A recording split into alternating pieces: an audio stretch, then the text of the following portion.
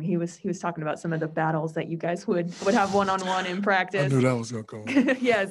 I guess as a broader, if you would like to go into those, that's fine. But as a broader question, just what did you see from Book in those early years, the work that he did behind the scenes when maybe the team was struggling that has sort of set him up for this moment in the playoffs? Everything he's doing right now, like I said, that was like, we knew, like we just knew. And when you've been around and played against a bunch of guys and, it's a fraternity. We all know each other. We all played against each other. Like, we all knew that he was going to be really good. Like, he just wasn't good. Like, he was really good. And, being his teammate at the time and being the vet on the team, it was my job to make him better. And I knew what I had to do for what he was going to see and what was coming and what he needed to be ready for. So I would literally just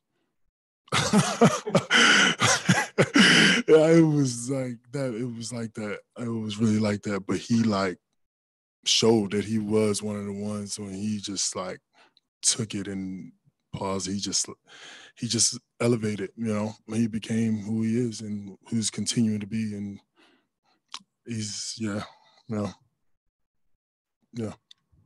Kellen, go ahead, please. Hey, PJ, good to see you. Last time you were in this building, beyond this year, looks a little bit different now, huh? With all the renovations. No, it is. Crazy. New place. You are one of the few guys in the league who had the perspective of being teammates with both Devin and Chris. When the trade went down and you saw the news, what was your reaction? And did you just know from right off the bat they were a good fit for each other? Yeah, I knew it was. I seen it. People were talking about it before, but I knew if that came together, that would be strong. And it wasn't just that; it was other pieces they were putting together too. I'm getting Jay doing a bunch of little things that they did. They put together a complete team, and they were going to have a chance. I mean, and they've shown that all year. They play well all year long. Even their hot start, people were thinking they were going to fall, and they just kept going. But when you get two guys like that together, that get the right pieces around them, that you're going to have a pretty good team. I know your mind is on the championship right now, but with your years in Phoenix and the fan base at the time when you were here, is there part of you that's able to at least be happy for the franchise and the fan base and just seeing this rise for them this year, or is it just competitors in your head right there? It's actually really awkward because I do have. I mean, this is second home for me. So yeah, I've people I know I love, people I know and love here. Of course, but no, I'm sorry, no. Go ahead, Mark. Hey, PJ, two questions. One, how did coming to the Suns change the direction of your basketball career?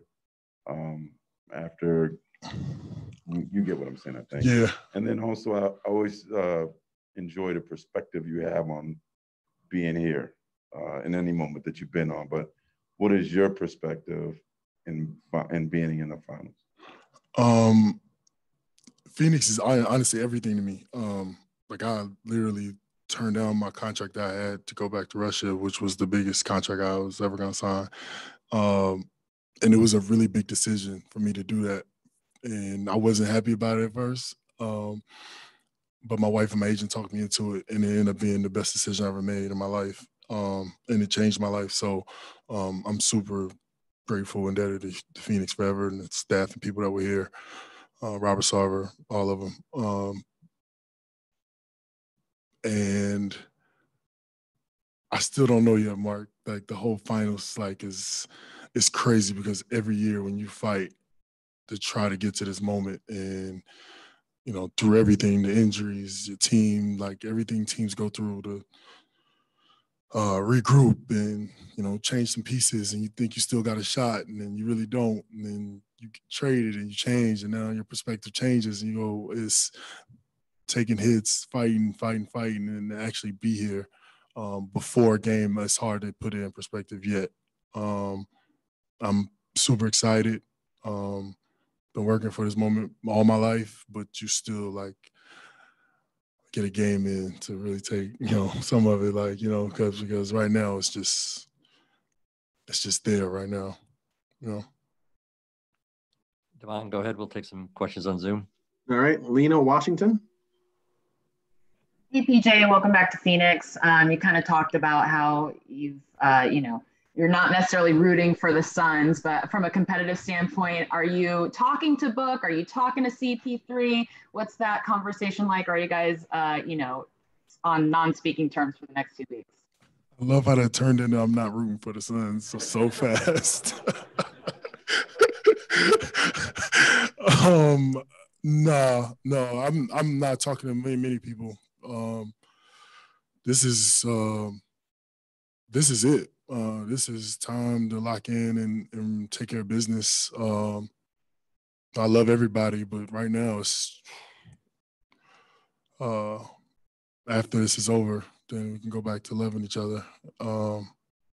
This is a battle. This is war. It is what it is. Next question, Jovan. Hey, PJ, two-part question for you. One, Monty Williams and Chris Paul have recently spoken about his leadership style adapting in Phoenix and him kind of toning things down maybe a little bit with some of the younger guys. I'm curious, as someone who's played with him and knows Chris really well, what do you think of his leadership style? And have you seen some of those changes from him over the past couple of years? And then second would be, you guys deploy a switch-heavy defense. I'm curious, what are the challenges in switching onto Chris and Devin, and just that those guys present a switching defense? First, for the switching defenses, it's always a problem.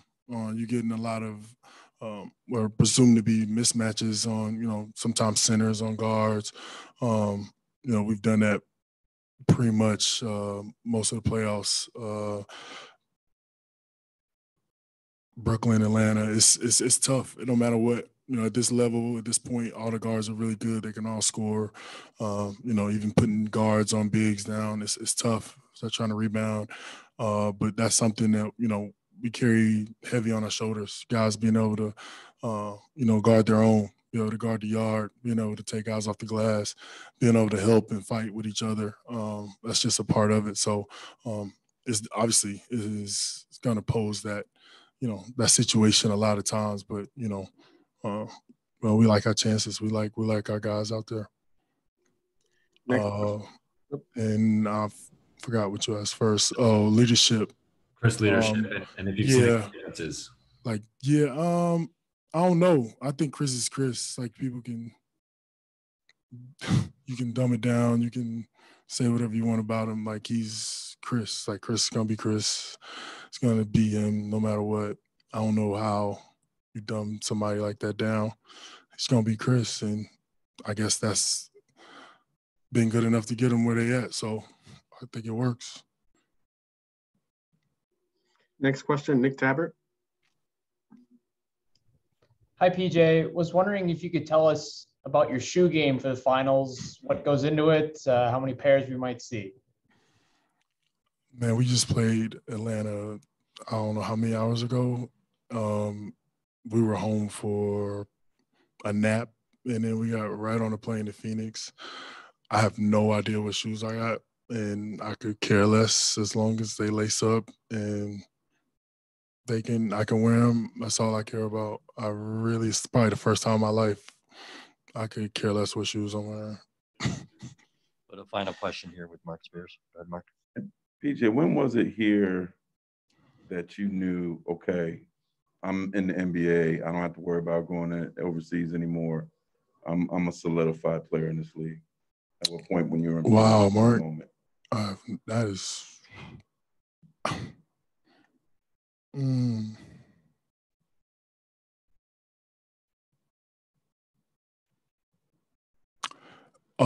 we were playing at OKC New Year's Eve, and Alvin Gentry just walked in. He was like, "PJ, you starting?" And I was like, "What?" He's like, "You're starting." Mind you, I'm like 15 guy on the team. I'm like 15 man for sure. And he just was like, "Yeah, you starting." I was like, "All right." All right. And I started from then on out. That was my first year, New Year's Eve. I'll never forget that. The players coming in the league that aren't heralded can learn from your story. Oh, man. I don't know. It's like all the cliche stuff. It's easy to say, like, don't give up, keep fighting, but you can say that stuff and still not work out. Like, you guys got to be a little luck. It's got to be a little this, little that. Like, I don't know, Mark. That's like I can sit here and say all that stuff, and it's like, oh, okay, yeah, right, whatever. But no, honestly, it is that stuff though. Like I worked my butt off for years and still never got a chance, never made sense, never added up, be in the right situation, in the wrong situation. It all just, until it all just comes together finally. And then once it does, you get that, it, and it just happens and you can kind of, keep going from there. But a lot of things had to change too. The game changed a little bit from when I first came in the league. It started to, start to shift and people started needing different things. And, those niches everybody talk about, you start to be able to fulfill those things. So a lot of things have to change and have to work in your favor and, work for me. Thanks, BJ.